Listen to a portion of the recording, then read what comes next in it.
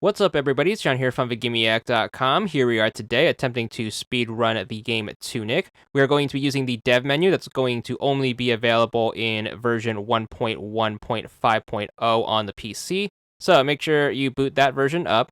And then what you want to do as soon as you get to the title screens, you want to make sure you go to options. We're going to go into accessibility and we're going to turn everything on to make things even easier. So make sure you go there and make sure you turn on everything that suits your fancy, especially no fail mode and no stamina restrictions. Once everything is to our liking, we're going to go to return, and then we're going to go into extra options. We're going to set combat difficulty to reduced, and then we're going to head back to the title screen. We are going to be doing this from a new game, so make sure you load that up. As soon as you get into the game, to get access to the dev menu, what you want to do is you want to make sure you hit the Q key on your keyboard. That's going to bring up this menu. What you want to do is you want to make sure you pay attention to the second column. It's going to have the things that are going to help us out. First thing is going to be to give us the sword and shield right away, so make sure you press that. The second thing should be give lots of items. This is pretty much going to set you up with most of what you need to get through the game. And as soon as you press that, you should actually unlock 3 achievements. You are going to get an achievement for every key in the game. So you're going to get the achievement for unlocking the green key, the achievement for unlocking the blue key, and then finally the achievement for unlocking the red key. So that's actually going to be every single achievement you can instant unlock using the dev menu, so you get a free 3 off the bat. Once you have that taken care of, we are going to go down to the next option, which is going to be give all pages. This should give you every single page of the manual right away, which is going to be a big game mechanic. Unfortunately, you aren't going to be able to get the achievement for completing the manual if you do it this way, as you are going to have to manually pick up every single page in the game, as they are going to be a form of collectible. Having the manual is going to allow you to do certain abilities, though, so might as well have it in hand when you can, and it's only going to be a single button press, so might as well take it. Back to the features of the dev menu, Give Hyperdash is going to give you the Hyperdash, which is normally an ability you unlock in New Game Plus, which is going to allow you to move faster. Give Money and Offerings is going to give you money and more inventory items that are called offerings, nothing to worry about here. Make sure you click the Fox is Invincible box, that will allow you to be invincible. And then finally, if all of that is not enough, there's also going to be a stat modifier, which of course you can tweak your stats, and you can save yourself some time by going to the bottom feature, which is going to be to modify everything all at once. And of course, do feel free to give yourself as much as you want. So just make sure you fill up every single one of the stats to your liking, and that should pretty much cover it for the basics of the dev menu, at least what we're going to take advantage of here. Now, back to the game. After you have basically entered God mode, make sure you hit left bumper. That should open up your inventory. You want to make sure you equip the Ice Dagger, which is going to be the 3rd item on the bottom left. And then you also want to make sure you equip your Grapple, which is going to be the 5th item over that looks like a ball. So make sure you set those two to whatever button you want. Those are going to be used for a little speedrunning trick we're going to take advantage of. Make your way up the stairs. You can use the Hyper Dash if you want to save yourself some time. So just make sure you use that to speed across the bridge, up the stairs, and then you're going to keep going up these stairs, and then you're going to wrap around here. As soon as you get up to the top of this flight of stairs, you're going to notice a bunch of enemies right here. Make sure you try to look for the big slime. It's going to be the one with the eyebrows. You want to make sure you try to single it out. You can use your grapple hook, so just make sure you hold left trigger to lock on and then hit whatever button you have your grapple mapped to. You want to make sure you grapple it past here, past the save point, and then away from the group, and you want to keep grappling it until you reach the golden door right here.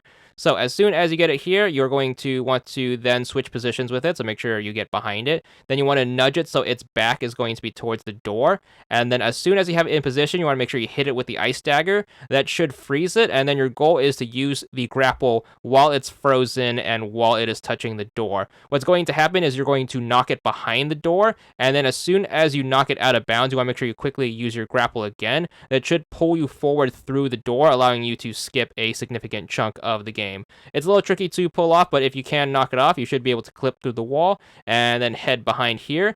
Once we make the jump, we're going to just dash forward, and then eventually we're going to reach this giant room right here with 3 slots. Each one of the slots is going to correspond to one of the keys in the game, and since we got all the keys already, thanks to our handy-dandy dev menu cheats, we're just going to slot them like we would normally. So make sure you pop each of them into the slot. It's going to be really easy. Just go up to it and then hit A. You're going to watch the little cutscene of you actually slotting it and it going in. So make sure you try to get through that. Of course, there is also going to be a fast-forward option in the dev menu. So if you are ever too lazy to sit through cutscenes, what you can do is you can hit the Q key to bring up the dev menu again. Make sure you click the box that says fast forward, and then that should allow you to basically fast forward all of the cutscenes. And then whenever you are back in the gameplay parts, you can open up the dev menu again, uncheck that box, and the game should come back to normal speed. Or if you really want to, you can leave the fast forward on the whole time. However, it does get a little difficult to control your character as they are going to be moving at super speed. Nonetheless, once you slot in all three keys, you should be good for the What Now achievement. That one's going to be for 10 gamer score.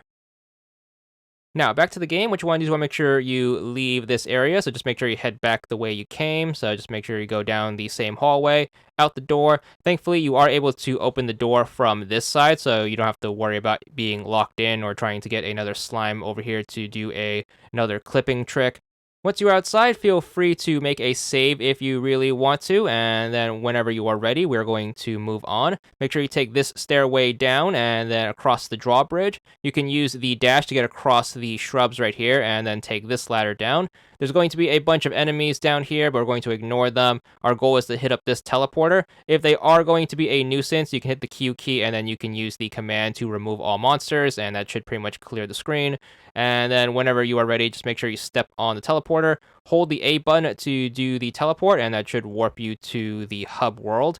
Now, once we're there, we're going to get ready to fight the last boss. So we're going to equip a weapon that we can take them out with. We are going to hit left bumper, and then we're going to pick the sword. Set that to any slot, and then whenever we are ready, we're going to hit up the one and only teleport pad that is the one that we didn't come out of, so the one that is going to be in the middle of the area. We should jump over to the last boss room. Make sure you go up to it and then hit the A button. That's going to give us a cutscene. Of course, feel free to fast forward through the cutscene by hitting that Q key and then enabling the fast forward. If we don't want to sit through that, they should draw their weapon and then challenge us to a duel, and then we're going to get on it. Of course, we are invincible, so we don't really have to worry.